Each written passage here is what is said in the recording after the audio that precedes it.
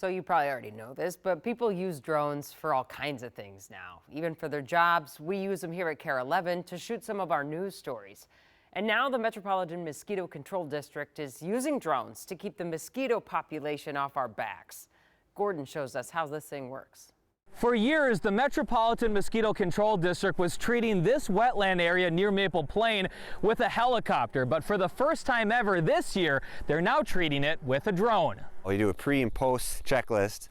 In Minnesota, everyone has their own trick to keep those pesky mosquitoes away. It's called the A-Grass T25. 3, 2, 1, lift with your back. At the Metropolitan Mosquito Control District, their newest trick, ready for takeoff, is drones. We did a case study the first couple of years. The district purchased its first drone back in 2020. So let's do its thing. and then now it's starting its treatment. After some trial and error, they decided the drones weren't just a gimmick. They actually made the job easier. We sat down, had a meeting. It was like, well, it's actually really helping out in a lot of areas. Let's buy more. They recently purchased 5 more, increasing their fleet to 8. That looks good. The flight crew says in a single day, they can treat up to 20 sites. At each site, they load up the hopper with granules.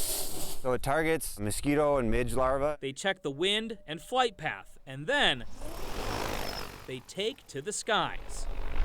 It's flying on a predetermined path that we've already planned out. The team says drones are great for sites that are too small for their helicopters. A helicopter is loud and has a big swath width. And drones are safer than using workers on the ground. So we would physically have somebody walk in with waders, a 50-pound backpack on their back, and spreading the pellets that way. That can be dangerous, so the drone replaces that.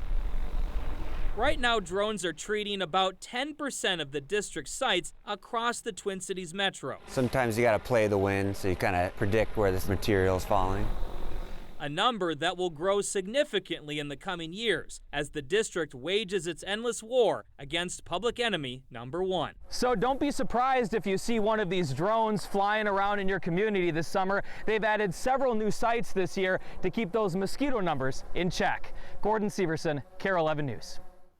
That is a big drone. The district is actually forecasting a big batch of mosquitoes right around the 4th of July this year. So really hoping those drones do their jobs and then some, so it's not as bad as it might be.